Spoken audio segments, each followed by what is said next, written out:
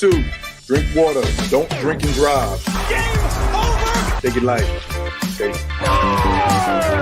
Now you're more fluent. Mackinac, he's got 3! Up, Bears. So this is really good right here. Absolutely. Let's do it. Kobe. Gobi. That is not legendary wall art. This is legendary wall art. Not gonna lie, that is pretty impressive. Is it like a cloth material poster? I mean, It's beautiful. It's Beautiful is what it is.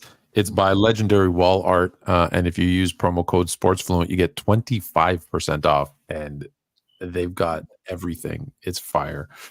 What is it? A poster or is it like a? No. It's this in particular one that I got is a 4-piece canvas print. Oh, okay. Now I chose to get it because of the size of the wall that I had. Gotcha. Makes sense for it. It's big. Like you don't realize how big. Like I tell everybody, like I have big hands, and so like it's big. It's just massive. Yeah. No. Big. But yeah, no, that's they got you could. There's a beautiful LeBron one you could get right behind you there. Oh, no doubt. I get a LeBron one. Maybe tossing a Cristiano Ronaldo one there. I get a couple goats. You know, they actually have this.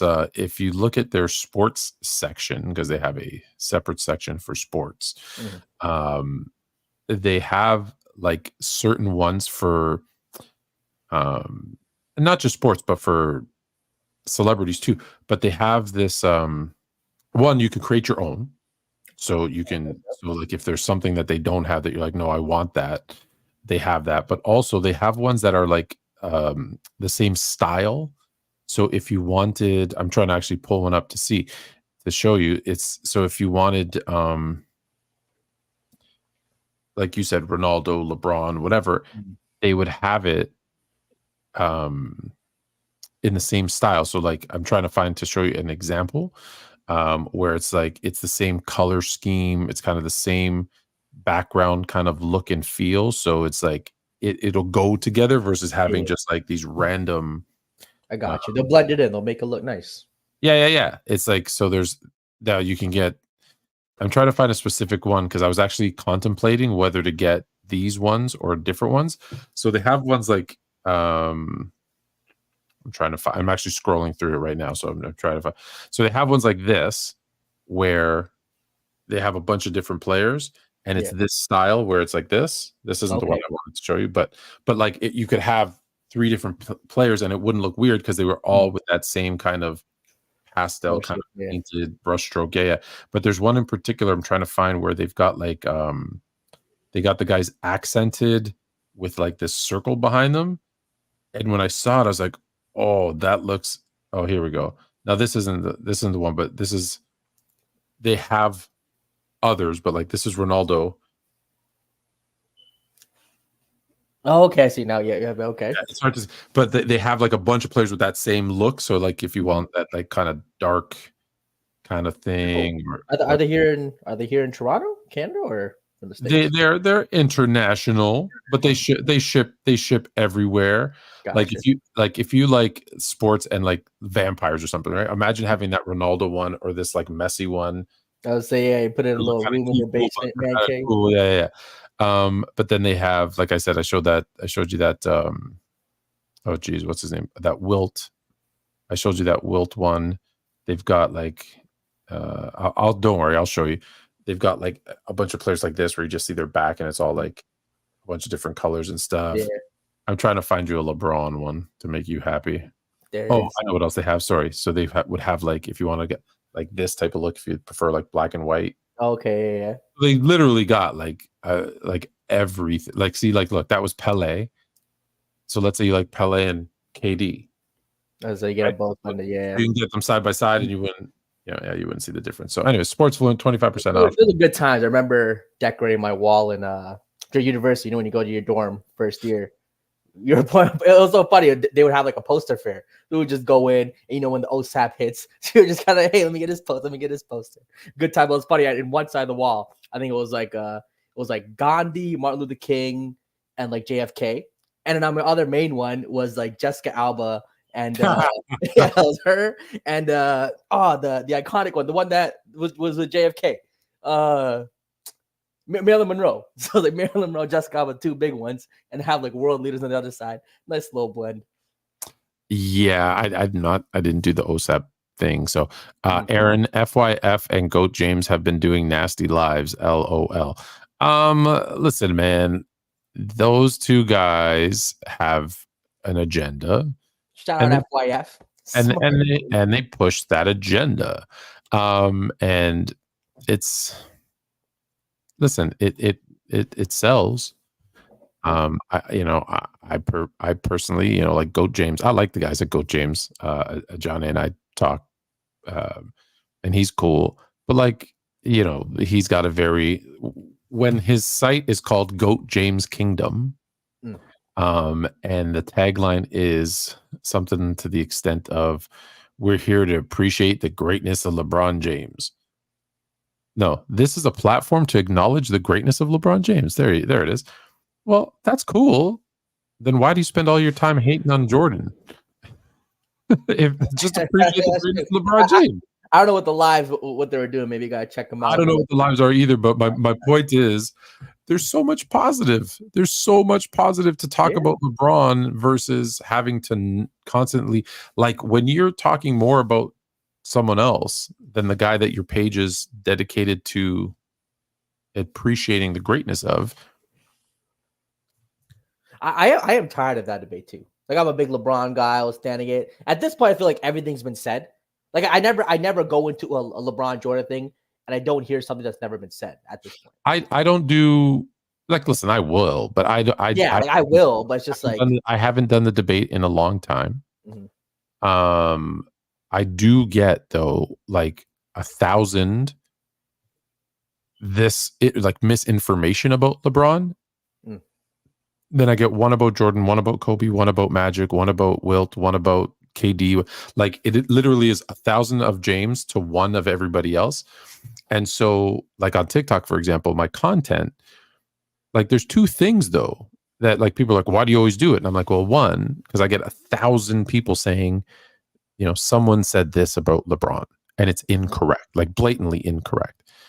And so it's like, I'm not going to ignore you. Like, you took the time to send me a message and say, hey, right? I'm not a celebrity. So I'm like, okay, I appreciate it. So I'm going to make content about it. Two, LeBron, I don't know if you know this. Do you know, I don't know if, so Chill and I on Fluent and Chill had an episode where we had the VP of ESPN's data analytics. So he told me this a couple weeks ago. Yeah. Okay. So, and he said, this is how we pick what topics we do. It's based on data. It's what people watch. And we notice when we talk about LeBron, the numbers shoot up. When we do this, the numbers shoot up. And so I said, hey, it's just a program. Can you run through my TikTok and tell me? And at the time, and I've done less since then, but at the time, my content was 13.73% about LeBron.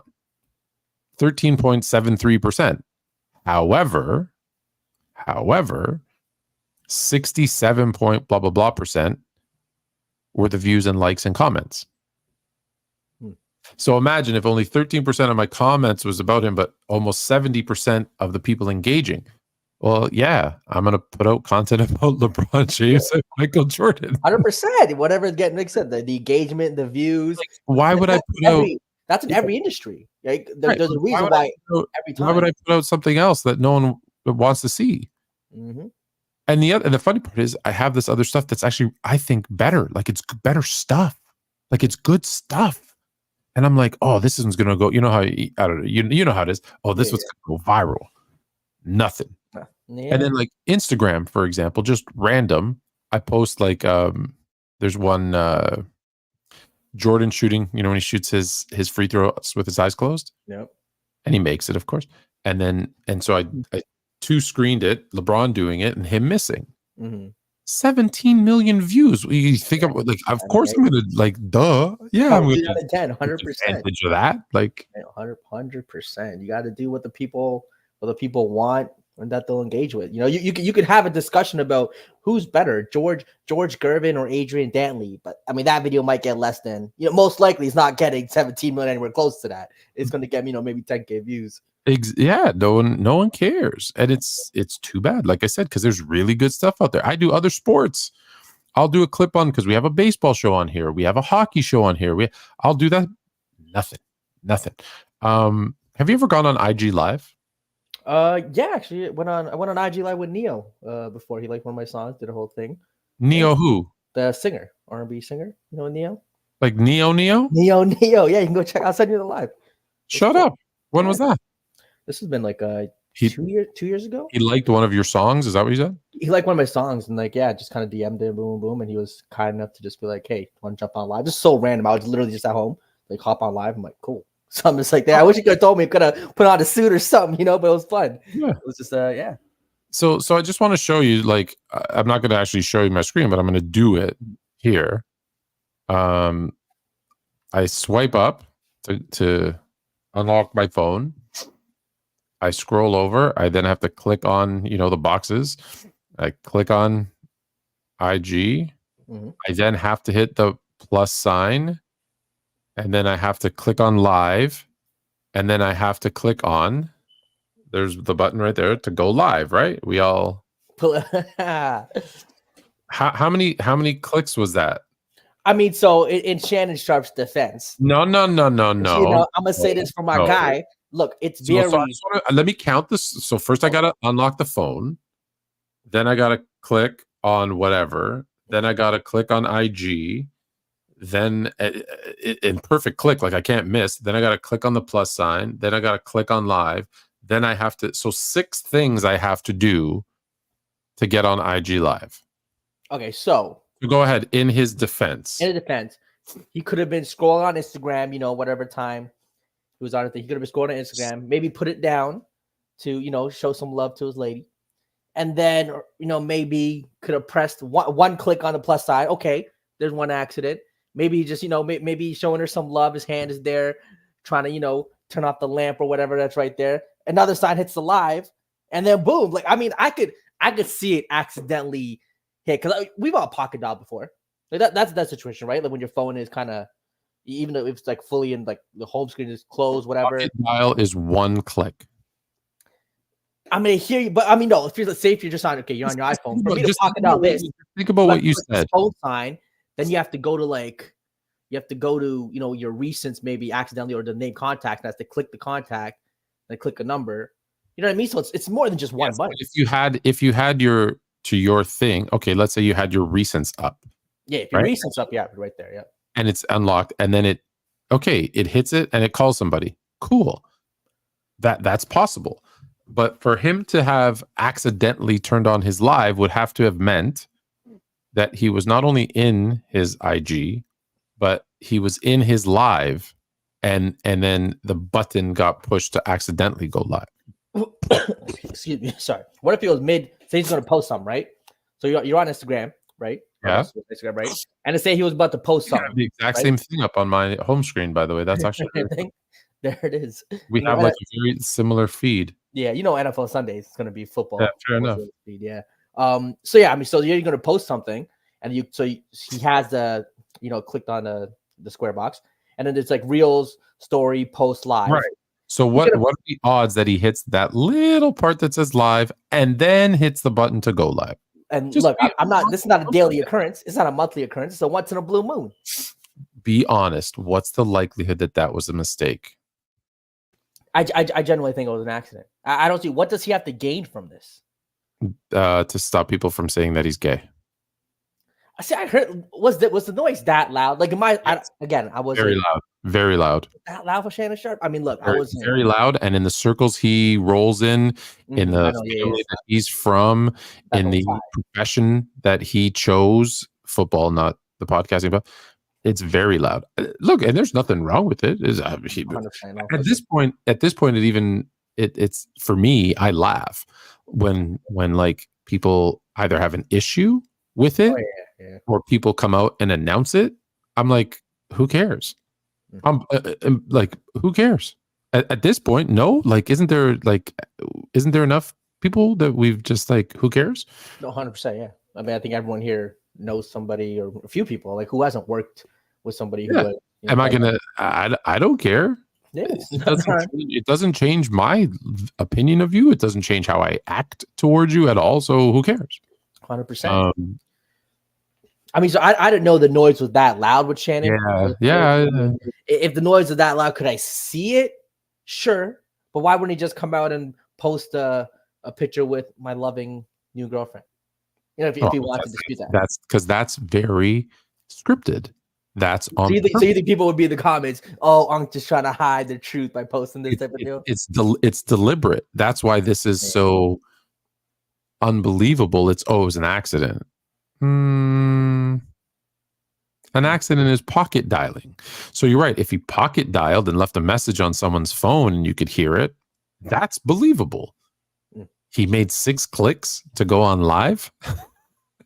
The Jamal Murray one too, when he posted a explicit video, that was by accident too. I mean, but that was a video, right? That was a video that was pre-recorded and that's easier to do. That if you can imagine, that takes less clicks to post than it does to go live. Yeah, I posted the wrong video or photo before too. Yeah. No, there you go. So I'm with my guy Shannon, man. Shannon, you innocent. It's an accident is cool. I don't even I think some people were like, "Oh, he should get fired this time." Like, he didn't do anything terrible. I mean, he shouldn't be fired. Yeah, like I mean, no, he should be fired. 100%, he should be fired. Oh yeah, 100%, he should be fired. 100%, he should be fired. Did they not fire Paul Pierce for having a girl? Video? Yeah, I mean, but Paul Pierce's video was a lot more explicit, and you could say, sorry, you set a precedent. In a court of law, you set a precedent. Oh, hold on, but the Shannon Sharp, the video is just him. All you hear is voices. Like there's no actual video images. It's just voices. It's just sounds. I think he should get fired because I just don't care for him. Oh, okay, there you go. Okay, so now you can see we understand. You're not the biggest Shannon Sharp fan. He's not a good interviewer. Really, you don't like the interviews he did with Cat Williams or some of the. I like the guests. You like the guests, okay? But I even think that is scripted. I think he's a pretty. I mean, look, do I think he's Barbara Walters? No, but I think for what he does, yeah, he's fine. What do you expect from Shannon Sharp? But let's go back. I like. Let me go back. I like the Cat Williams interview. I like the one he just did with Wayans, Marlon Wayans. Marlon Wayans, yeah. I actually prefer the interviews to like him on First Take. That's what I meant. They should fire him from. He should still have his Shay Shay Lounge or whatever. That's fine. That I don't care about. But he shouldn't be on ESPN. He shouldn't be on ESPN every morning. I mean, look, I think ESPN clearly understands he's a draw. He brings in the viewers. Numbers don't lie. Is he? I mean, Shannon Sharp is very popular. Is he really? He is very popular, especially to, I guess you could say, the millennials. He's very popular. People think he's funny. Whether you like him or not, I think he's a funny guy. Captivating. I mean, look, do I think he's the most intelligent analyst of sports? No, I don't think he's breaking down sports at that level. But I mean, compared to Skip, Stephen A, I think he makes some good points. Like some of his football takes. I think some of his football. Yeah, but okay.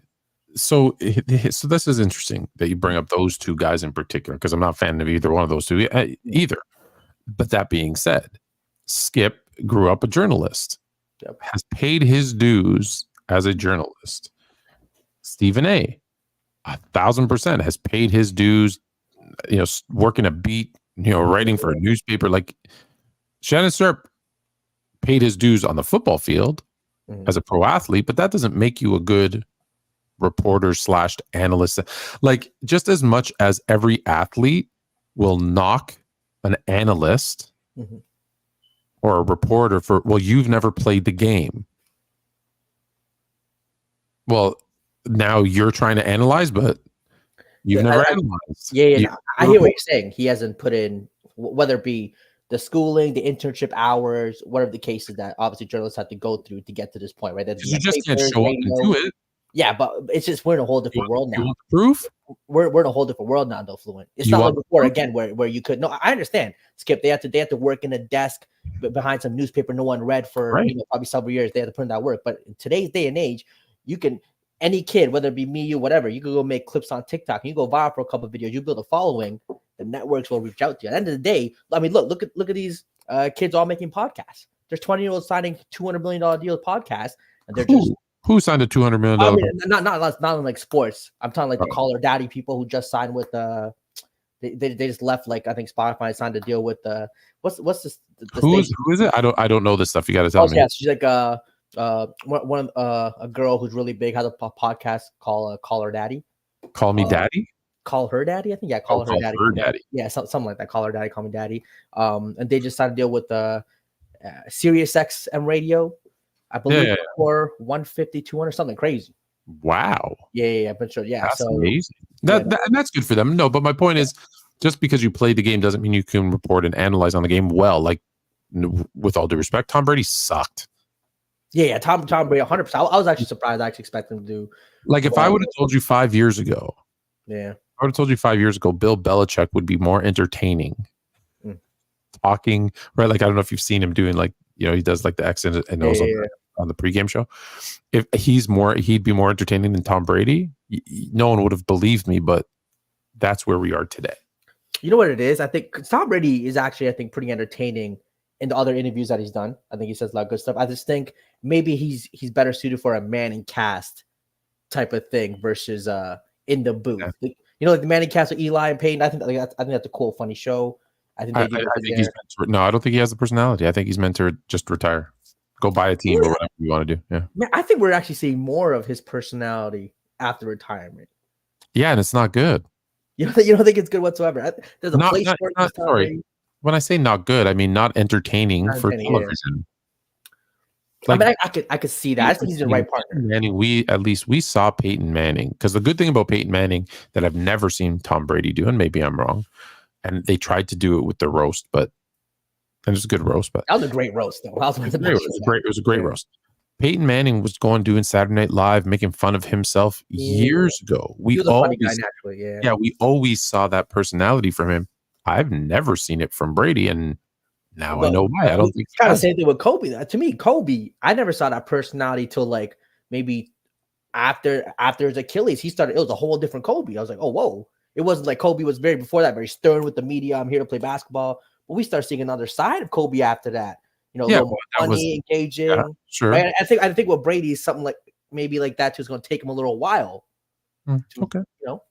Again, because his mentality. Again, I think his mentality, like Kobe and Jordan's. Because Jordan, we never really saw that personality until. I mean, even now, I don't think we get to see Jordan's personality. No, you always saw that personality from Jordan. That's not true. Really? You were just not. Maybe I wasn't there. Yeah. You weren't young enough to live through it, but you saw that personality. One from his commercials, like the stuff that he did. Yeah. I was going to say Mars Blackwood, but with Spike Lee. You saw it when he hosted SNL and like had his mom come on, and his mom was like, "Let me show you how to dunk," and they had his mom dunking the ball, although somebody else. So when did he become more seclusive? Because now it's very like you rarely hear Jordan. No, Michael Jordan. Let's go back during his playing days. Was there. We saw his personality, but he was always very calculated. So he wasn't like LeBron James in the sense that he didn't say anything about, political issues or those types of things. But we saw him, like, for example, he was on Oprah when he had his cologne and his soap on the rope. And he's like, I made this soap on the rope really big. Like, if you drop it, you dropped it on purpose. Ha ha ha. Like, right? Like, you saw his personality. I'm surprised he would say that. Yeah, it was actually it was funny. Okay. And so you saw the brand Jordan, and like I said, his personality, just not in a political sense, I think a lot. Yeah. And then I think really it was after he retired when he became an owner, because as an owner, he kind of pulled back a little bit from the media stuff. And it could be like, he was famous for like 20 years of his life, essentially. He wanted to break. But I think it started, to be honest, and it just got progressively every year when his dad was murdered, right? Okay. They said, the media started blaming him and say, I'll be like, screw the media too. So it didn't stop, right? Because that was still 93, 94. But when he came back, you could see he was older and he was different. Then with the Wizards, right? It was very forced, right? Because we have to understand why he went back to the Wizards. right? And most people don't understand the reason, because people think, sports fans think of the world as a fan. They don't look at it like I do, which is a business. And that's what the world is. The world is a business, period. End of conversation. And so, just to recap it for anyone who sees this, the Washington owner, I forget his name, I'm sorry, but the Washington owner owned the Washington Capitals and the Washington Wizards. And that was his primary business. It wasn't like these other guys who, were billionaires, like, what's his name? Mark Cuban made billions in the .com thing and then had money. Steve Ballmer, obviously we know Microsoft. Like, these guys have MLSE is a corporation. They don't just, so his sole income source was these teams. So much so that he actually had to sell the Capitals because he didn't have enough money and he had to pick hockey or basketball. So he sold the Capitals and just had basketball. Well, back in the 2000s, the deal hadn't hit yet, the big money deal. Yeah. So look, the $600 million deal they signed in 1990 sounded great, but when you divide that up over 10 years, it's not as much as you think. So the team still made their money based on ticket sales and how many people came to this thing, because that is how their percentages were paid out. Concessions, all that other stuff. So they were 27th in the league in attendance. So he wasn't making any money. So he has this, he hires Michael Jordan, and listen, it was as a GM role, but the reality is he brought him in as a partner just for his name. Let's be honest, right? He brought him in for his name because he had no experience as a GM. Sure. And he's not putting a good team together. He's only there for like 5 seconds. And so he says, okay, well, what do we do? Well, we need to sell more tickets. And he says, Mike, you're not going to make any money either if we don't sell any tickets. Would you still be interested in playing? And if it's Michael Jordan, so he's like, of course, I still think I can do it. I have that itch, right? So he says, okay, let's have you come back. Hold on one second.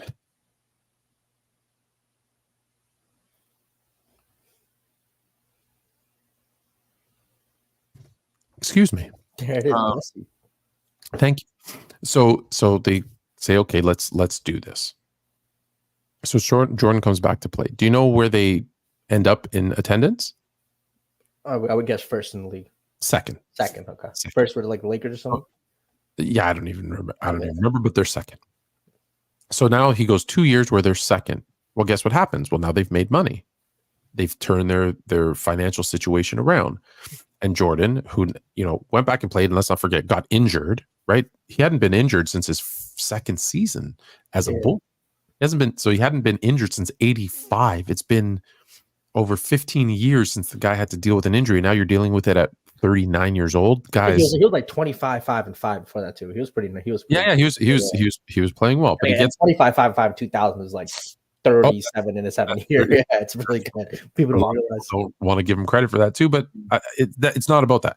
So the point is, he gets hurt, so whatever. So the 2 years go by, they're making money, and the owner says, and he's supposed to now, but keep in mind, you can't be an owner and a player. So he's had to give back his ownership stake, not allowed to be an owner. So now he says, okay, I've done the 2 years. We've gone to second in the league. We're making money. Bring me back in. The guy goes, I've changed my mind. I want to keep the money all to myself. That's crazy. Jordan got hosed. Probably, I would guess. I'm looking at the team values now. 2000, they were worth like 200 million, which is insane how low NBA teams were valued at then. So that probably wouldn't worth maybe even 4. He might have lost like 70, $80 million there easily, not more. And that's how the whole Charlotte thing happens, right? So, but it took a few years, and he was obviously upset. So it's all these things. So after that happened too, he felt kind of dumb, right? Like he let this dude take advantage of him. So then he becomes the Charlotte majority owner, and he's like, I'm not gonna. Now listen, that doesn't excuse his teams and his coaching decisions and the players' personnel, because like Charlotte stinks. He does not know how to evaluate talent, and part of that is, it reminds me of Wayne Gretzky as a coach. Like, do you know Wayne Gretzky? How horrible he was But as a yeah, coach. with the Phoenix Coyotes, yeah, Yeah, it was pretty yeah. bad. People always say though, with great players, they have the expectation that the players that they value or that they see draft can be like them or have the same work ethic as them. It's not that they could be like them, but like will work as hard as Yeah, them exactly. Yeah. or have the same IQ. So there's this great line where they're interviewing Wayne after he's done coaching, and they're like, "What happened?" Like, it was a colossal failure. And he goes, I would be sitting there, and I would tell the guy, whatever, a play would occur, and I'd say like, "Why didn't you do this?" And the player would look at me and be like, "I don't know." Like, he goes, "Well, you have to do that." Well, how do I know to do that? And Wayne would go, "I don't know. I just knew how to do it." Mm-hmm. And so you can't teach something that just came natural to you. It's hard to teach something that came natural to you. And so he really struggled. And I think the same thing with Jordan is he saw he sees a Kwame Brown, and he's like, well, here's a guy who's got all the tools, right? Can dribble, can shoot, can pass. He's 7 foot tall, coming out of high school. If he has my work ethic, sky's the limit. Well, what happens? He comes in and, his hands are a little smaller than they should be. Jordan pushes him a little harder than he's used to being pushed, and it hurts his confidence. And now it's a completely different, and I'm just using him as an example.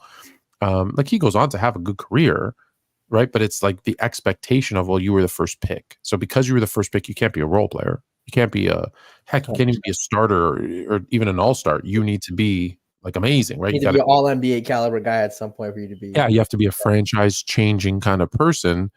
And it's like, that's just not who he was. And that's okay. It's not whatever. But so anyways, that's real. I do think with NFL, I mean, what network signed him? Was it Fox, CBS? Whoever signed him, they're stuck with him.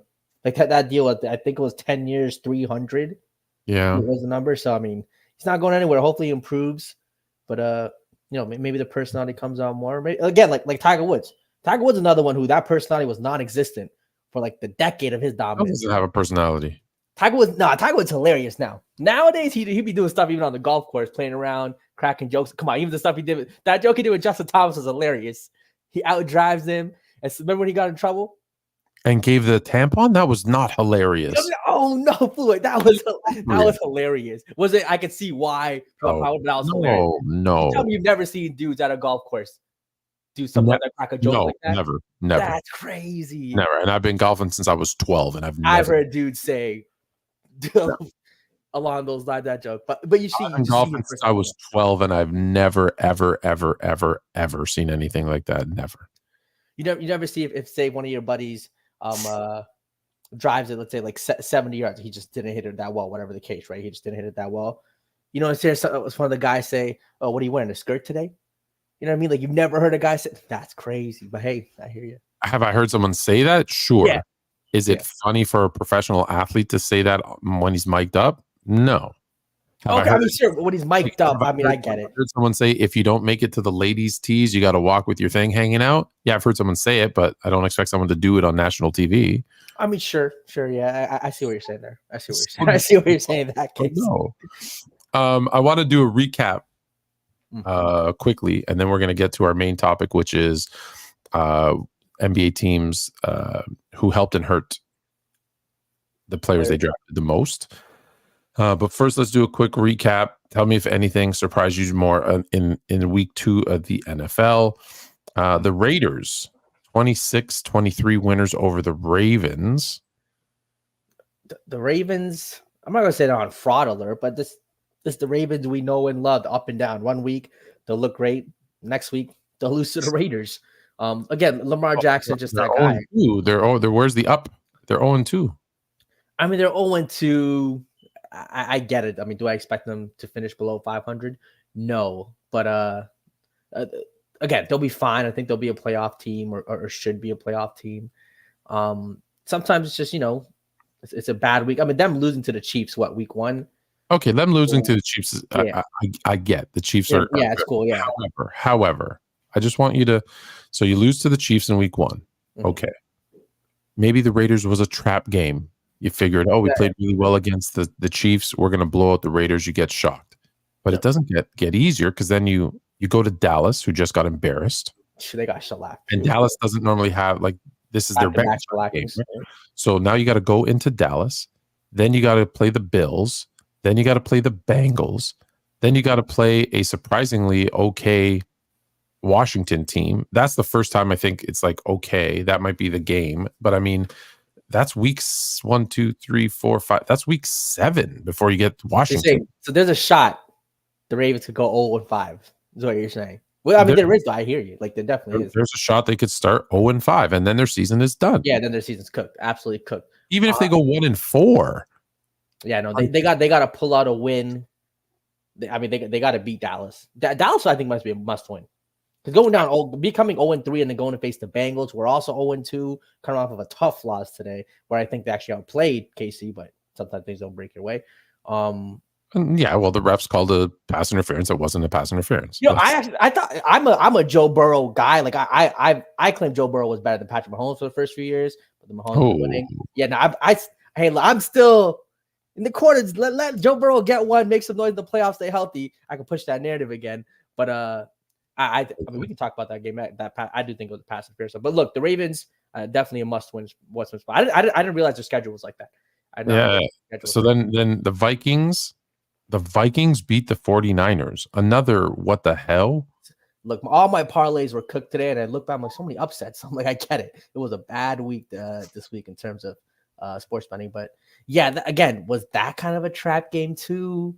Again, Sam Darnold looks better than a lot of these quarterbacks. People, Sam Darnold look better than Dak this year.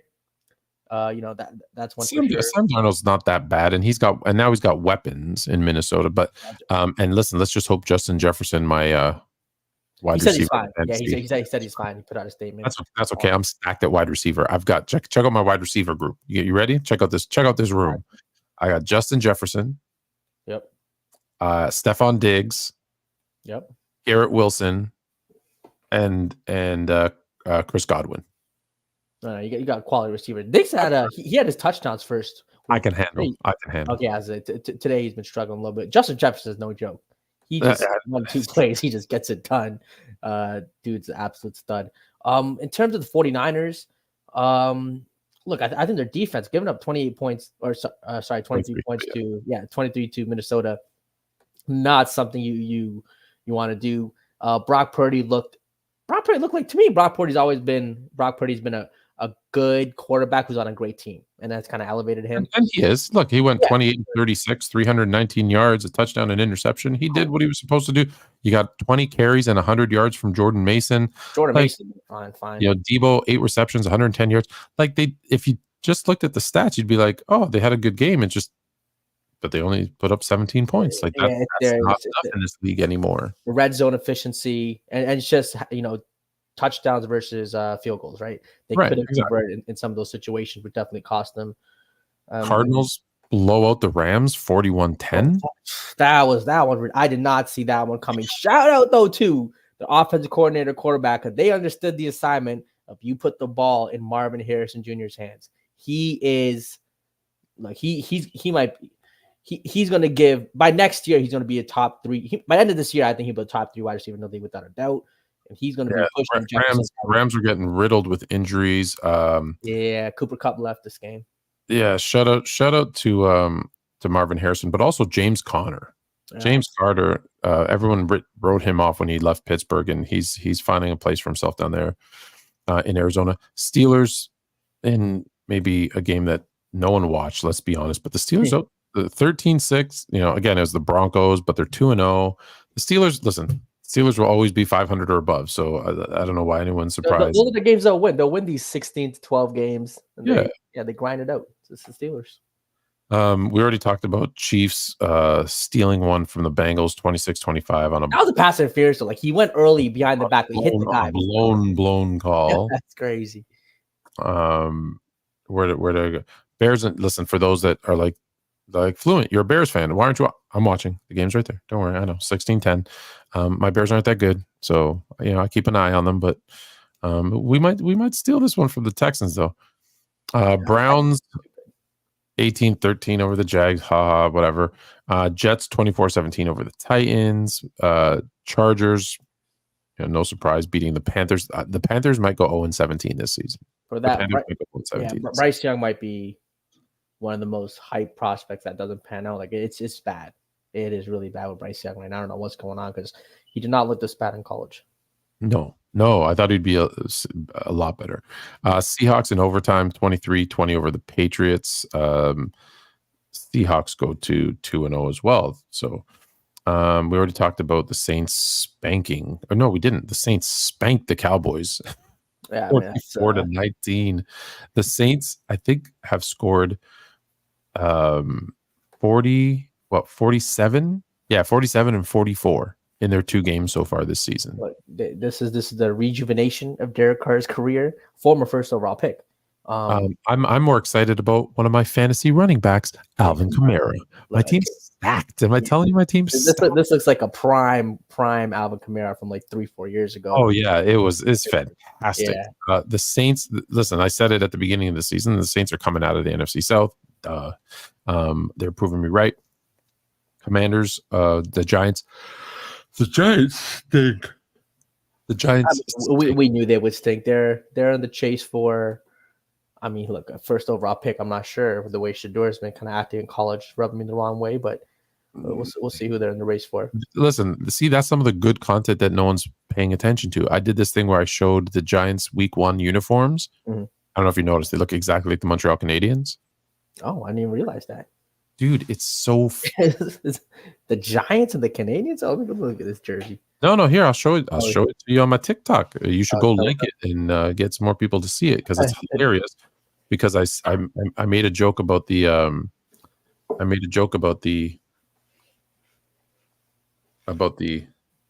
that's the Giants. Oh wow, I would think that's Montreal Canadiens. I called them the New York Canadiens, and then I went, oh no, I mean the Montreal Giants. Well, there's definitely a Montreal Canadiens fan in the Giants team. There's somebody. Yeah, there's no way they thought of that without looking at the Canadiens jersey. This one's another shocker too. The Bucks 20-16 over the Lions. Shout out to Baker Mayfield. I will not call you Butter anymore. Baker Mayfield is your name. Baker looks good too. The Colts should have won this game. With Jordan Love being out, they do not. They lose to Green Bay 16-10. Jonathan Taylor anytime touchdown screwed me in a couple parlays. Cardinals, we already talked about Cardinals beating the Rams. Steelers beat the Broncos, and then obviously the Thursday nighter was the Bills. Did Joe Mixon get hurt? Why is he not running? He has 7 carries for 20 yards. I'm so confused. That's okay. He was running well against us, so let's leave him off the field. I just don't get it. I hit his over too. What's going on? 7 carries for 20. What did you have him for? What was it, 71? Oh, 71 yards. I should have told you to go under. The Bears are a lot of things, but even at their worst, they're actually really good. Typically, someone will get away from them, but typically they're good at stopping the run. My thing was I just thought he was going to get like 23 carries because the game script. I just thought Houston was going to blow him out.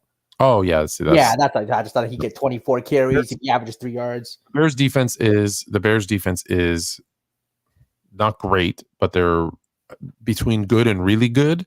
So as long as they don't do something stupid, they'll be in most games this year. They're still going to lose more than they win, but they will be in. Like last week, just look at week 1. They didn't score 1 offensive touchdown and they won the game.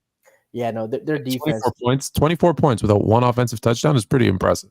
Look, holding CJ Stroud to 16 points so far is impressive. It's impressive, exactly. All right, so let's get to the, as Cho would say, the mean potatoes. Get it? Of the show. Cho win his debate today? Shout out, Cho. I don't know. I don't know what you're. I don't even know what you're talking about. Oh, okay. Cho had a debate on the PCL today, so I guess what's PCL? Oh, okay. Yeah. I guess Pirates. I wonder if you won. No, I don't. I don't watch. Although it's funny because I don't watch, but I'm always hearing like other people posting stuff, making videos about like how stupid their takes are, how drama filled, like all the panelists are, and it's just it's interesting. Good You know, debates there today. could be like a what was it, a 20 for 20 or 30 for 30? ESPN 20 for or 30 for 30. There Yeah, could be, what is it? Is it a 30 for 30 30 or for 30. Yeah, 30. I think 30 for 30. there could be a 30 for 30 on the rise and fall of player's choice. We're not going to say fall or act like well, that's in crazy. this, listen, they went like this, Yeah. and now it's like I went and checked their views. It's not what it was. It's not what it was. You can always go back. Bring back Fluent. Take They, that. they can't afford me, bro. No, I don't have the. I told them, if you do the panel after dark, Mm. I'd absolutely do that. I just can't do it from 11 to 1. It does not work. Or if I move to the West Coast and it's 8 to 10 or whatever the hell time, I can do that. But I can't do 11 to 1. I can't do 11 to 1. I hear you. Okay, is there something? So this is your topic. Mm-hmm. So let me just lay it out. So the topic that you said was that you want to do, and I'll read exactly what you said, and then we can start going through some guys. So you said, I want to do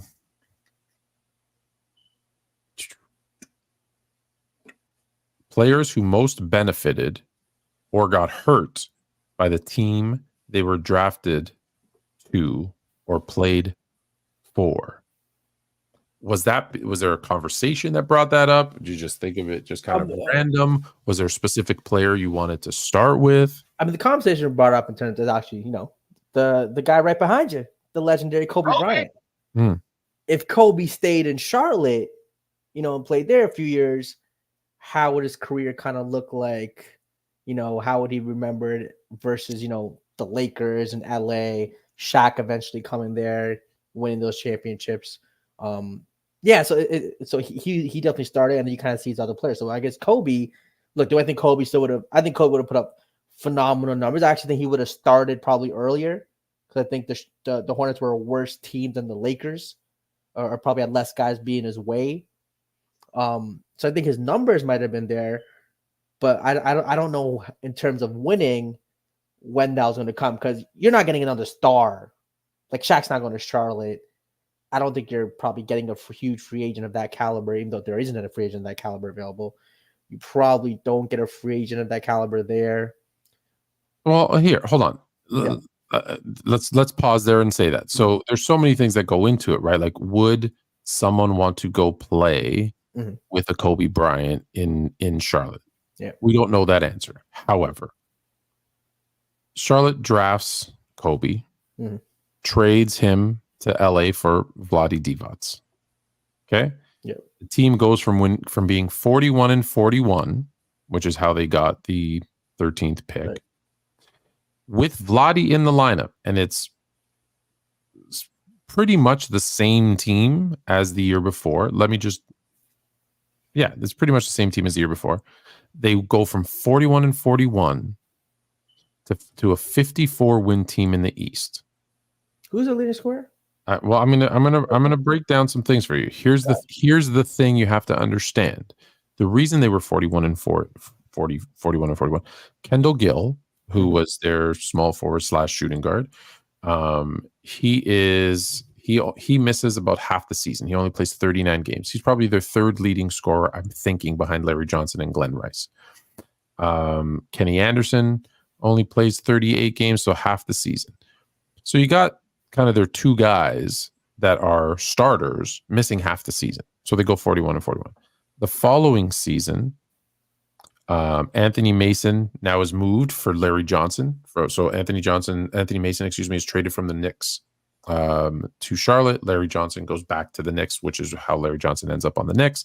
So Anthony Mason plays 73 games. Glenn Rice plays 79 games. Vlade plays 81, but he wouldn't be there. Del Curry plays 68. Okay, Muggsy plays 65.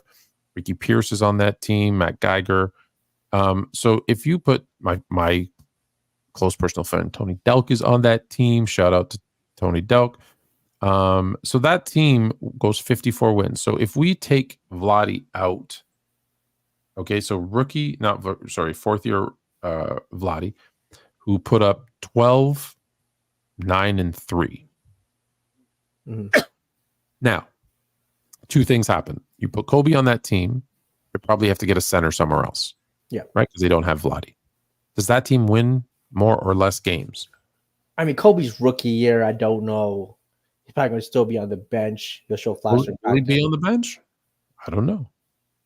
Yeah, I mean, it's, again, during that time, it's hard for. I guess here's a better question. Yeah. Can you find another guy that can give you Vlade Divac at 28 years old type of production somewhere else?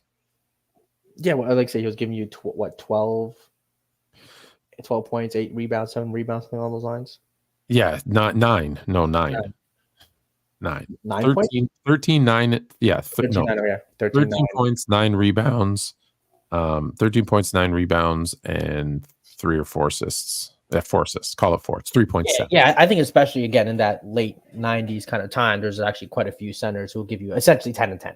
Let's say, Yeah. 10 and Yeah, 10. let's call it call it 10 and 10. Yeah. So, now are they going to pass as well as Vlade? No, maybe not. Right, and you're 96, 97. Listen, you're not beating the Bulls anyways. Yeah. But you're dealing with, they finished. You've got the Bulls, you got Atlanta that's good, you've got Detroit that's good again.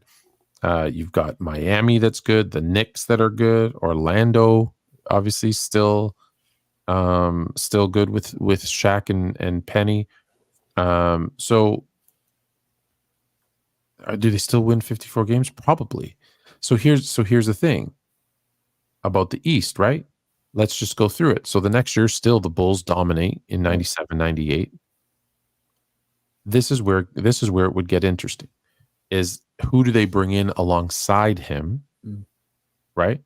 Because by 98, 99, the shortened season, now he's in that's the first year even for in LA where he's starting. Yep. Right? Is that shortened season. So it's Miami, it's Orlando, it's the Pacers, it's Atlanta. Like, who's really, what team are you afraid of in the East? I hear you. It was obviously, like I said, a weaker time in the East. Once Jordan and Pippen, once Jordan retired again and Pippen leaves and goes to Houston. That was the pace. I mean, Knicks held Patrick Ewing at that time. Knicks were the 8th seed. They were okay, but they're also getting old. What's that? Pacers? Reggie Miller Pacers? Reggie Miller Pacers, yeah. They were the number one. They were the 33 wins. That's the team that has Reggie Miller, Mark Jackson, Dale Davis, Antonio Davis, Rick Smits, Jalen Rose. Like, they're nice. They're nice, but you're right. So I mean, look, he might have made the finals, but I think they're losing to every team in the West. But the Lakers don't have Kobe. I mean, that's the thing. And the Lakers don't have Kobe. Now the Spurs do have Duncan and Robinson because that's the one who won in that shortened season. Excuse me. And I always want to say his name when I bring up the Spurs because he's actually the reason they won. Sean Elliott. Sean Elliott plays 50 games in that all 50 games in that shortened season. He's the next year he's hurt, they don't win. Yeah. Right? And the Lakers start their ascension. But let's look at the draft real quick. Draft 1997. Let's go draft of 1997 because now the team is different, whether they won more or less. They'd be picking 23rd or something like that, 22nd. If they won 50 games. So let me I want to make sure. Kobe was the 96 draft. Kobe was the 96. So the next year, let's assume they win. Let's assume they keep the same. Do you want to assume they keep the same amount of wins, or do they win less with the rookie Kobe? I mean, if they're able to get another center to give him 10 and 10, let's give him the same amount of wins. Yeah. Okay. So we'll keep him in the same kind of ballpark. So they end up let's see who I don't know if they have a draft pick this year.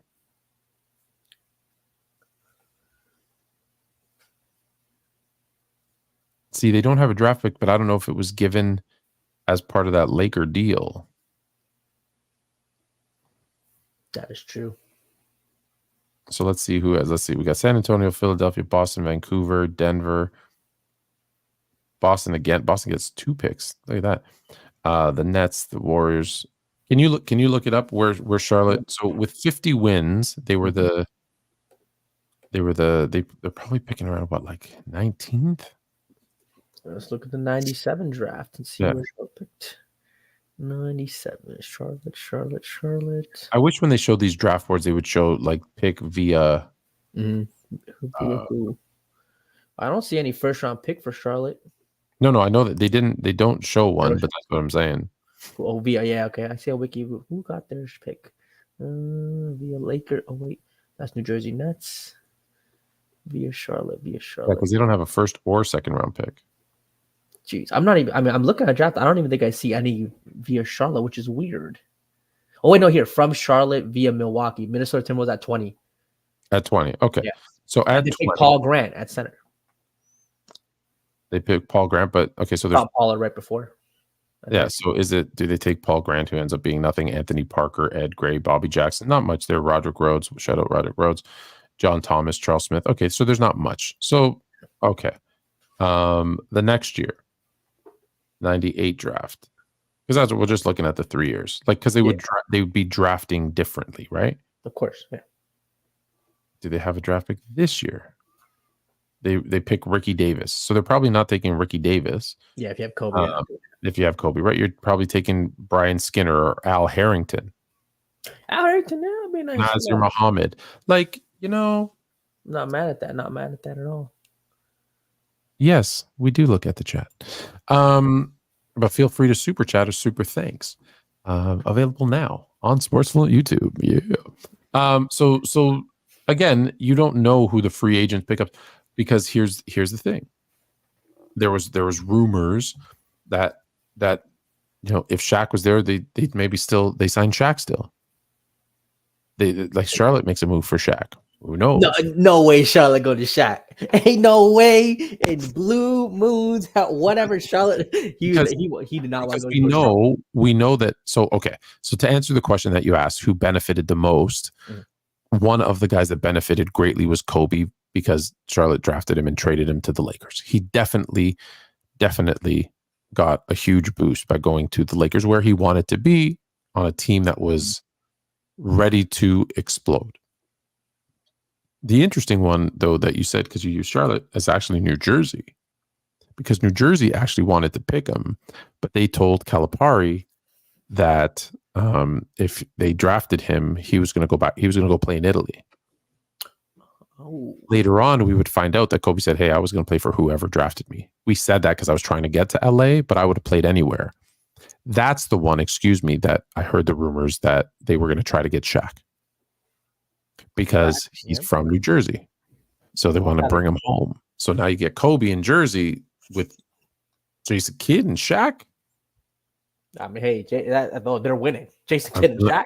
That's in that week East, I'm feeling pretty good. All right. Yeah, so that's one who benefited. Do you have other players other players who benefited? I mean, or who suffered? Either one. Yeah, I mean, the suffer one, I think the two big ones, Carmelo Anthony, obviously, I think is one that if he had gone to Detroit Pistons, that culture, winning culture, you could say, surrounded by the vets, winning a championship early on. I argue with Chill about this all the time. That he wouldn't win, or they wouldn't win with him? I said, if Carmelo Anthony gets drafted where he should get drafted and goes to Detroit, not only are we having a completely different conversation about Carmelo, but he goes from being a non-factor. I'm sorry. Yes, he was a good scorer, but he's not a superstar. He's not a nothing. He's a nothing. And I think he goes from that to he becomes one of the best players to play in his era, because they would have forced him to be in shape, which he was not. They would have forced him to play defense, which he did not.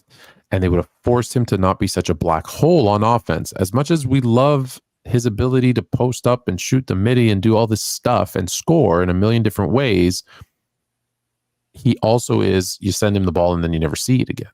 That finals against San Antonio, look, that black hole offense would have won it for him. I understand. I think it would have won it for him, because if you remember that final, that was a defensive grind fest. If any of those teams had a bucket getter, because the way that team was set up. Now, would they still have made the trade for Rasheed Wallace? I say yes. So that team, if you have Ben Wallace, Rasheed Wallace, Chauncey Billups, Tayshaun Prince, Rip Hamilton, Carmelo Anthony, like that team. I think they three-peat. I think that, remember the iconic LeBron 48 points, 24 straight. They lose that game if Carmelo's there, because I think Carmelo just gives them enough points, enough offense power. Yeah, it gives them the hey, I need a bucket. You know, there's a minute left. Who can I get? Well, just give it to him. He'll score. I think they three-peat because they made back-to-back finals. They won one. They won the second one in San Antonio. I think they won 3 in a row. No, I agree. Like, let's be honest. Your boy robbed him of Rookie of the Year. Yeah, I mean, yeah, I can see that. Yeah, because he was robberies. He like there's never been a player in NBA history to win Rookie of the Month every single month and not win Rookie of the Year except Carmelo. Yeah, no, I 100%. You know, the league had to make that for marketing reasons. I understand the reason why. So yeah, he 100%. So Chill says though, is that no, Larry Brown doesn't like young players, so he wouldn't have played him. He would have kept him on the bench. And I'm like, even then, he would have learned around those guys, and either they would have fired Larry Brown and brought someone else in who would play him, or Larry Brown, because Larry Brown, we saw him for Allen Iverson. He changed his ways. So there's nothing to say that if Carmelo's around a group of vets and they're like, dude, we need his scoring, he doesn't like, okay. Yeah. Larry Brown, look, I get it. He doesn't like young players, but he's not an idiot. Yeah, you know, exactly. He knows who is. So Carmelo would have a 6th man of the year. There's no way Carmelo, if he's coming out the bench, is not winning 6th man of the year. And that's the other point. Imagine, right? So you're keeping, because let's be honest, Darko gave you nothing. 0, 100%. Yeah. So Carmelo would give you more than nothing. So even if he does have him coming off the bench, you're right. I'd love to have Carmelo coming off the bench. Right? Awesome.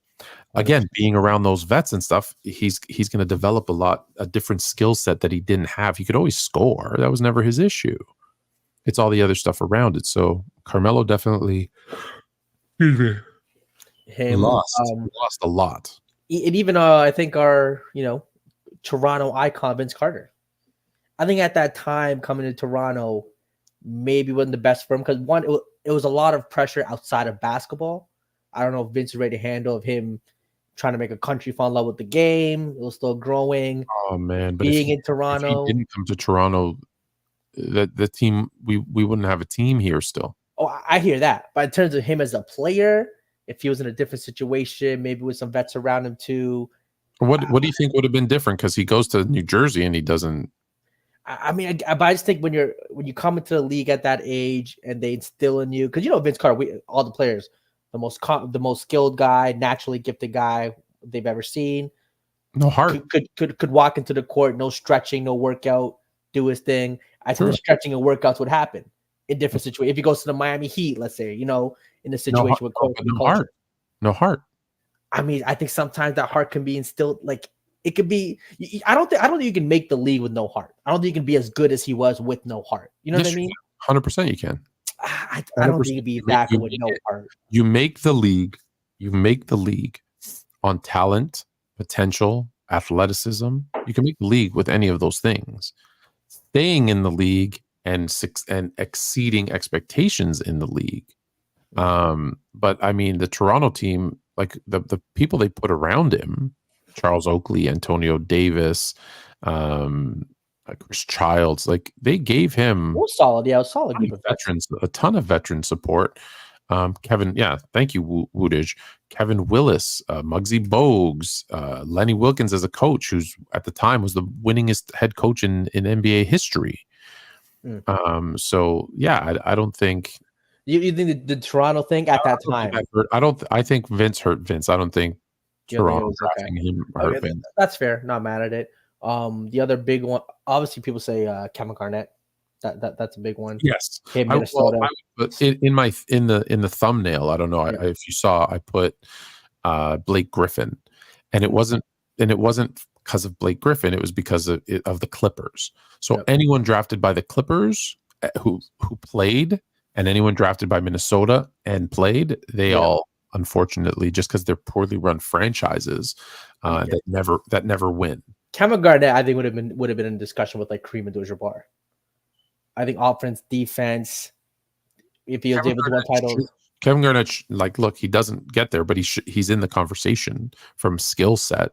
No, right? 100%. He 100%. Two-way player, offensive, defensive player, Yeah. can score, can defend, can pass, can dribble, he could do everything. Mhm. Trust me, when the rumor was Kevin Garnett was going to LA to play with Kobe, I was like, whew, through the roof, excited, because I was like, those two guys on one team, forget it. It's a wrap. That would have been something. The guy from the 90s, your type with Mitch Richmond, if he was on a better team or a bigger market, would Yeah, he have been? yeah. Sacramento's another tough one. Yeah, that's one of those. Well, when I go down the line, I look at, like, okay, you could start.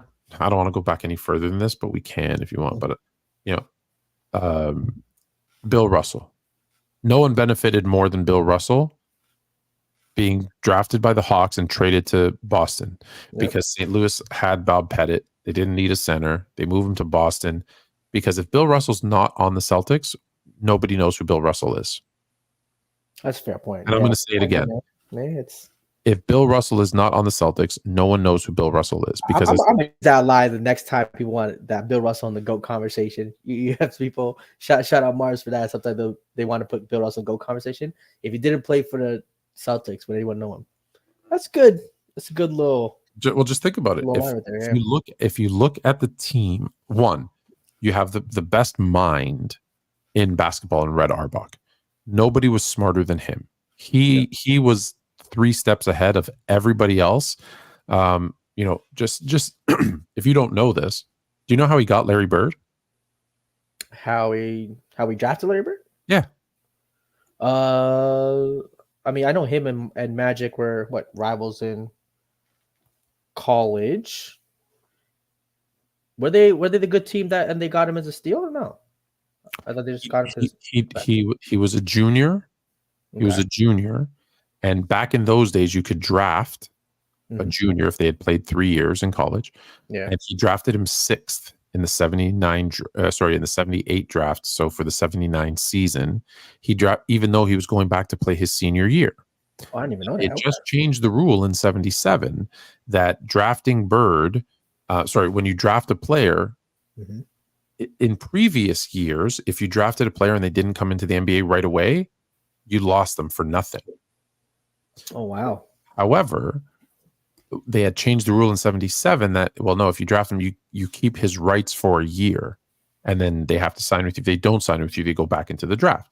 So he drafts Bird a year early at 6th because, well, no one's drafting him because he's not coming out. He's not coming to play. But Boston already had, a good, an idea of what they were. Again, he was so far ahead of them. So let's go back to Bill Russell. So Bill Russell goes. So what would a guy who couldn't make a layup, who played really good defense on a bad team, who would Bill Russell have been? On a bad team, can't make a layup, or defense isn't that good. Yeah, he would have been a. His defense was great. He's a great defender. Okay. But imagine Dennis Rodman being the best player on a bad team. Who is he? Right? Dennis Rodman was only Dennis Rodman because look at who he was. He played with the Pistons, who had Isaiah Thomas, who could score 20 a game. Joe Dumars, who was scoring 20 a game. Don't forget, the Pistons didn't really start making runs. Like, as much as Isaiah Thomas talks about Jordan, Jordan came into the league and he was finishing 3rd and 4th in the Central Division. Hey, dummy. Isaiah Thomas was on the Pistons, and what did he do? Not make the playoffs, finished 3rd, finished 4th, third, and then finish 2nd. The only time they started making noises when they brought in Adrian Dantley, a guy who the year before averaged 30 a game. So now you've got Isaiah, Joe, Dantley, Mahorn, Lambier, Sally, and Rodman could just do his thing. What did Rodman do in San Antonio? Nothing. Pissed everybody off. Got a bunch of rebounds, but that team didn't do anything. And then he goes to the Bulls, where all I got to do is rebound and play defense because I got Jordan, Pippen, Kukoc. I got a team. So that's what I'm saying is, if you put Bill Russell on a bad team, so a guy who can't score and just plays great defense, cool. They're not winning a bunch of games. They're not winning championships. Look at Red Auerbach being so smart. The greatest coach had the smart enough to have Sam Jones, Casey Jones, John Havlicek, in the early days, Bob Cousy. Like the team is stacked. Excuse me. I ran out of water, so I apologize for my cough. Oh, good. Okay, so there's Bill Russell. Kareem, probably not any, I don't want to, there's nothing really there. He would have been 5, yeah. Well, listen, he goes to the Lakers and doesn't win anything until they get Magic. So hey, the Magic going to the Lakers now. That's one too. What do you? I mean, I think he would have panned out anyway, but it might have taken a little longer to win. It was great for him to go to that team, but I think he would have made any team better. Well, I'll say this. I'll say Magic did benefit getting traded to the Lakers or getting drafted by the Lakers because he had a brand new owner in Dr. Buss who allowed him to be himself, right? Because they wanted to make him a power forward. Like they even head coach, like Jerry West was the head coach who said, "No, I'm going to make him a power forward, and he's going to sit next to Kareem and get rebounds for him and give Kareem a break." That was the plan. And Buss and Magic and everybody else disagreed, which is why West wasn't the head coach when he started, and they make all these changes. So going to LA was a good thing for him. I'm trying to think of other players. Okay. In the reverse, I mean, obviously Draymond Green today. If Draymond Green played for the Pistons the past 10 years, he would not be a Hall of Famer. We wouldn't know who. If Draymond Green is drafted to the Raptors, we don't know who he is. Yeah, 100%. If he goes to the Kings, we don't know who. If he goes to Minnesota, we don't know who he is. On the flip side is who are players that got hurt. So Carmelo was one. Carmelo was one. Kevin Garnett we mentioned. He was definitely you mentioned the Clippers. I think Allen Brand, Duke legend. Yeah. I don't think you realize how good Allen Brand was. I'm surprised you didn't mention your guy. Oh, JJ. My guy JJ Redick would have been 25-5 somewhere else, baby. Give it today. Today, JJ Redick would be giving you 20 a night easy. No doubt about it. JJ Redick got squandered in Orlando. They wasted his shooting talent. He was ahead of his time. They did not understand what they had with him. JJ Redick, what could have been, what if, wasted by the organization. That's a terrible take. I was talking about LeBron because I think Cleveland might be one of the worst run franchises ever. And I think if he stays, here's the thing. If he stays in Cleveland, if he doesn't go, this is why I don't give him grief for going to Miami. If he stays in Cleveland, I don't think they win a championship. If he stays, you don't think, I don't. Yeah, I think they would have kept trying. So just think about it. That not only does that hurt the franchise, he's not in. There's no debate. And that would just be a whole other conversation if we saw 20 years with his talent level. I don't think he plays 20 years either. Oh, you just think he walks away if he's not? Well, just think about it. If you're in Cleveland for 12 years, and your team's getting worse, and now your owner's saying, "I'm not spending any more money." Yeah, that's tough. Because in those years when they were the first seed in 09 and 10, he didn't. Oh, by the way, next week we'll get back to. We were going to watch the Celtics series. I forgot. That's my fault. If he's there, what happens? I mean, yeah, if you're not winning by year 12, has all the money in the world, does he walk away? Shoot, maybe he walks away for the NFL. I'm just saying. Maybe he's like, hey, let me give the NFL a shot because I could dominate there too. Why not, baby? Why not? Stop. He can't play in the NFL. He can't play baseball. He can't be a boxer. I'll tell you right now. If LeBron went into the NFL in 2012, he would have been more productive than Travis Kelce and Rob Gronkowski. You're insane. I'm telling you right now, he'd be more productive than Travis Kelce and Rob Gronkowski. On what planet do you believe he could go play football? I mean, he could eat. Well, one, he played in high school, dominated. So did I. That means nothing. Okay, you're not dominating like LeBron. Come on now. I'm sure you did your thing. I have better stats in my high school than he does. I mean, look, I think he was playing high school he was nationally ranked. Pretty sure he was nationally ranked. He was playing at a national level. Like he was playing guys who were going to the NFL. But look, if you look at all, you talk. Okay, how about this? You take LeBron, you put him in an NFL combine. Who'd be drafted first? His combine numbers will blow everyone out the water. His combine numbers at his size, he might be a top 5 overall pick at tight end position. Let me show you what a waste of a sentence that was that he was nationally ranked. And I'm going to check it because I don't believe it.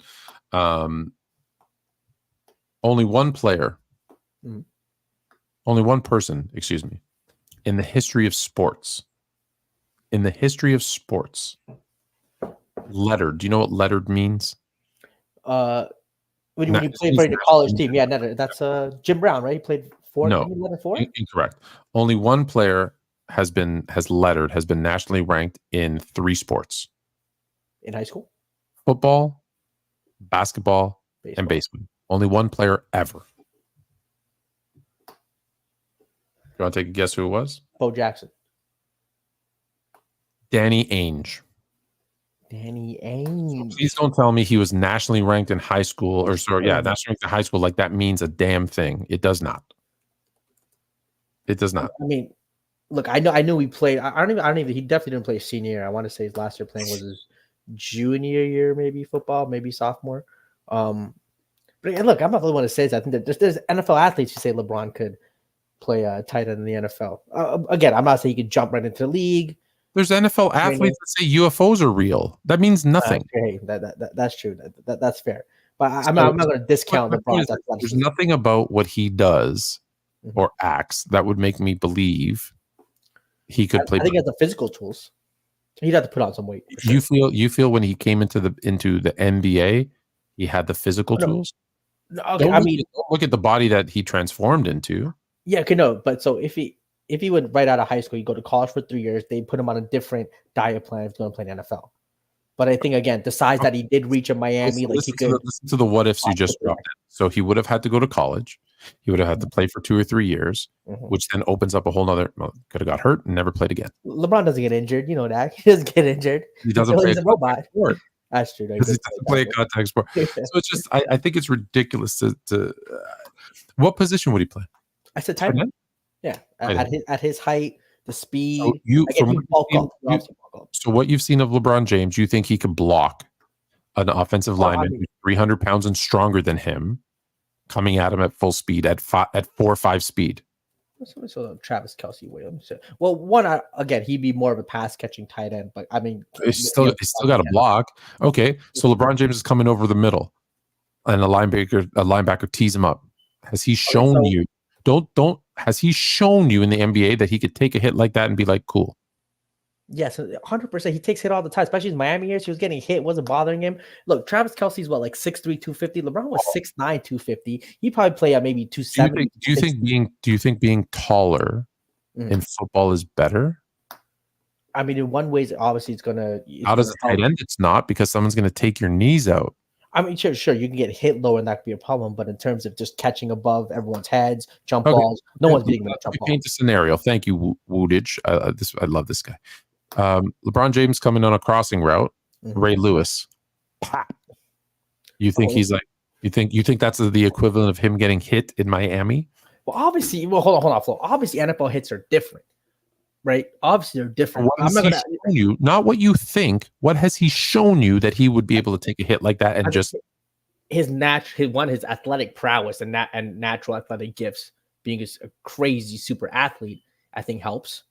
But in terms of, when you keep saying what can he do to take a hit, I mean, there's nothing any I guess a basketball player can show you to say can they take an NFL level hit. I mean, but he was hit. That's my point. In high school. That's all I can say. That's my point. Is here's a guy who on the basketball court whines and complains about not getting hit. I have seen nothing to prove to me that he would be able to take it. Now, maybe I'm wrong. Maybe he comes in and it's a completely different mindset. Maybe. Okay, so out of the hitting thing, take out the hitting aspect.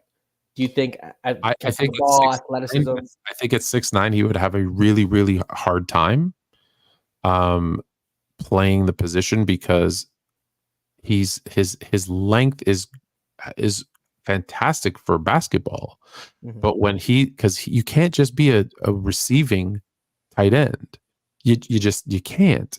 And so he's gonna have to block. And those long arms are not always a good thing. Sometimes it's a bad thing. Sometimes he's like strong. there's gonna be the line. I used to play tight end before I played wide receiver. And the one thing I know is the person who gets lower wins. So if I've got a 6'3", 250-pound which is small for a defensive end, with speed coming at me, and I'm 6'9", 280. Even with his ridiculous athleticism, that guy's getting under him. We saw Antonio Gates put up Hall of Fame numbers. You know what I mean? And he was a former basketball player converted to tight end, right? Again, never the best kind of blocking guy. I think LeBron would probably be the best red zone target in the league. I get what you're saying, though. Obviously, one, the hitting and the blocking thing at his length and size could be a problem. But again, we all know how touchdowns matter, and getting touchdown in the end zone. Yeah. I just don't. Do you know Antonio Gates? How tall he was? 6'3", 6'4", 6'4", 250. That is not 6'9". If I hear you, I hear you. 6'4", 250 seems like the tight end size for a lot of these great tight ends. That I was 6'3" at the time. Yeah. It was high school. I was 6'3", 200 pounds. Yeah. And I'm like, I don't want to deal with the blocking. And I'm like, and every time the play was to the other side, I was allowed to split out and go wide. I was always splitting out and going wide, and I would had to deal with my QB that if we didn't have the right coverage, that he would audible into a pass to me and he would throw me the ball. And I was like, I forced them to convert me to a wide receiver because I didn't want to do it. Now, I'm not big enough at 6'3", 200. I'm not big enough to be. I mean, why don't you go wide receiver? 60, 200. I did. Okay, I was gonna say tomorrow. I did. Yeah, I loved playing wide receiver. I was 40 good 40-yard time. I did have a good 40-yard time, and I have big hands that catch everything, and I have a 6'7" wingspan. In another lifetime. Another lifetime. My coach is still mad at me. But that being said, that's why I just say, like, you say it so nonchalant, and it's like the amount of players who've successfully had careers in multiple sports is so small. Successful being the keyword is tough too. Successful, and they did them the whole time. So I hear you. No, I hear what you're saying. I don't want to ever discredit the sport. Michael Jordan might be one of the greatest athletes of all time, but you can't not play baseball from high school until you're 30 and expect. The baseball thing, especially like I said, hitting a baseball, the hardest thing in sports, that would be tough, without a doubt. But I do think, I guess we've never seen it though, a player playing the NBA and NFL because the seasons are on at the same time, right? Baseball and football makes sense because it's really just the playoffs, and so you're missing the early part of the football season. And even then, Dion was the only one who did it successfully. Yeah, and technically, like Dion's all-star campaign, but Bo Jackson got hurt. Like he didn't. Yeah, he got hurt. Yeah, he got hurt. Right. But he was a college athlete legend, if I'm not mistaken. Sure. 100%. So if you had to pick one for each, greatest, who helped the most, who hurt the most? For who hurt the most, I think Kevin Garnett with Carmelo is close. I think both. Kevin Garnett's already in like fringe top 10 conversations. Like I've heard some people have him at 10-9, but he falls usually in the top 15. So I think Kevin Garnett. Who falls in top 15? I've heard a lot. I think I have Kevin Garnett top 15. Oh, I thought you said Carmelo. I'm sorry. Oh, no, Kevin Garnett. Yeah, Kevin Garnett. So I think if you put him in a winning, if you got drafted to a winning situation, maybe had more playoff performances that were great, he would be consensus top 10. Kevin Garnett. So Kevin Garnett is the worst. Is the guy that got hurt the most, I think, by a team that drafted him. And then team player that benefited the most. Oof. Duncan's an interesting one too, but I don't know how to quantify that, right? I put Duncan. We didn't talk about Duncan. Yeah. Duncan for sure benefited going to the Spurs because, I just did a TikTok on this too that no one's going to watch because they don't watch the good stuff. They only watch the LeBron and Jordan stuff. There was a guy, I don't know who it was, who basically was like, Victor's in trouble. And then he says the Spurs, were a franchise in disarray with no light at the end of the tunnel. Their best players were David Robinson and Dominique Wilkins. And, life was looking horrible. And I'm like, this dude knows nothing about the history of basketball. They literally won 59 games with Bob Hill.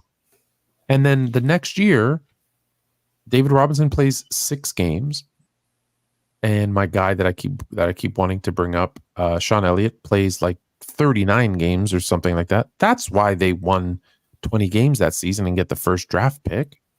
And then Popovich says, after 18 games into that season, okay, I'll take over as head coach. He's an executive with the team. And they get the first trick and they get Tim Duncan. Well, now you got Tim Duncan, David Robinson, Avery Johnson, Sean Elliott, who still hurt, right? But they don't win a championship until, like I said, Sean Elliott is healthy. Like, that dude, like, no one benefited more than him. Could you imagine he went to a bad team that just had been bad? Like, imagine he went to Minnesota. Yeah, yeah. I mean, we always have the concept of if him and Kevin Garnett change positions, change teams, how would it be? But I will say though, like that 2003 championship. Kevin Garnett, hold on. If Kevin Garnett is in San Antonio with a healthy David Robinson and Sean Elliott and Greg Popovich, they'd win a back-to-back, which something Tim Duncan could never do. You think they? No, I mean, so well, Kevin Garnett came in. Well, we're talking prime Kevin. Like Kevin Garnett came in out of high school and like those years. Yeah, I'm not saying that he wins in his rookie season. I'm saying, but with that, I hear what you're saying. Yeah. The only thing is though, Tim Duncan's 2003 championship. Yeah, 2003 championship where they beat the Nets, like that run. In the past, I honestly, in the past 35 to 40 years, that might be single-handedly the greatest carry job, even more so than Hakeem's. Like I'm looking at that roster, looking at something. No one cared more than Hakeem. That'd be an interesting debate. We could. I want to look into it more. We can look at that next. Yeah, Tim Duncan. Look. Tim Duncan's 2003 championship. Okay, so you're going Kevin Garnett, worst draft position, best. Man, best. That's. I don't know. Do you have a best? I can't. I'm trying to think of best. I have a best. Yeah, 100%. Okay, you had the worst. I had the worst. Yeah, give me best. The best was getting drafted by the Hawks and traded to the Celtics. Bill Russell. Because Bill Russell has 11 championships. Bill Russell is talked about as one of the greatest of all time. Yep. Bill Russell, he's not in my top 10. He's just outside of my top 10. But he's not top 50. No, and then I have Carmelo as the worst. So he's the best. And then I have Carmelo as the worst because if he gets drafted where he should get drafted to Detroit, he's a top 15 player all time.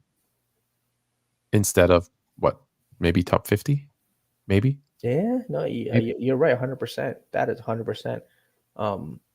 That Bill Russell one really hit me. You're right, like going from top 5, some people have him all time. Top 3, say people. Yeah, most people I think have him top 10 for sure. But like a lot of, I would say top 10 is pretty. The only people who don't have top 10 is if they say I don't rank Wilt and Bill because of long. That's fine. Other than that, I have him at 11. I have him at 11. I have him just outside of the top 10. He's such a good defender. He's defending anybody. You have to be better than Bill to make it into my top 10. Fair. Keep the top 10 closed off. I like it. Shout out Cho. Use Kobe as the gateway. He uses Kobe. I use Bill. I use a defender. But like he had people forget, like we always talk about Phil Jackson and I say Greg Popovich as the greatest coaches of all time, right? No one talks about, probably because of the era, nobody talks about Red Auerbach. Because Red Auerbach wasn't just a coach, but he was also the architect. He was the guy that brought the players in. So like if you look at Bill Russell's teams, right? It's filled with people which imagine knowing players from the 60s, like normal people. Bob Cousy, Bill Sharman, Tom, I always say his name wrong, Heinsohn, Frank Ramsey. Like, these guys. That's their first championship. Mm-hmm. The next year they lose. So to the Warriors, or no, that's the year they lose to Bob Pettit and the St. Louis Hawks, which I think is actually funny. So then you got Cousy, Sharman again. It's almost the exact. Sam Jones, everybody, Casey Jones. Like he's got legit 6, 7, 8 Hall of Famers. He's got the Avengers. At that time, the Avengers. And as those guys start to get old, they bring in. Excuse me. That team is so good. Excuse me. That John Havlicek's coming off the bench. I was going to say Havlicek. insane numbers. Like, people don't even know that John Havlicek was coming off the bench. But you like- mentioned Red Auerbach not being mentioned. It's interesting because everyone always mentions John Wooden as like an all-time coach. His name is very synonymous with. Oh yeah, Wooden. he won 10 straight. Yeah, I get it, but titles. you, But you don't hear again. But Red Auerbach did some similar, right? yeah, he won 9. Yeah, exactly. So He won 8. He wins 8 straight, and then obviously, even when Bill Russell, let's be honest, is the coach for those last 2, it's Red Auerbach. It's Red Auerbach's system. Yeah, and I hear you. Yeah, his blueprints all over. Yeah, I guess he should get more love in the coaching circle with that. So I think Bill Russell's the luckiest, and I think Carmelo's the got the worst. I can see that. All right. Yeah. So there you go. Solid. Legendary wall art. Promo code SportsFluent. Next week we're gonna watch Celtics Cavs from 2010, and we're gonna compare Hakeem's 94 carry job to Duncan's 03 carry job. Yeah, I'm tired. it's one of those days. So you know what I'm gonna do with that? This. And,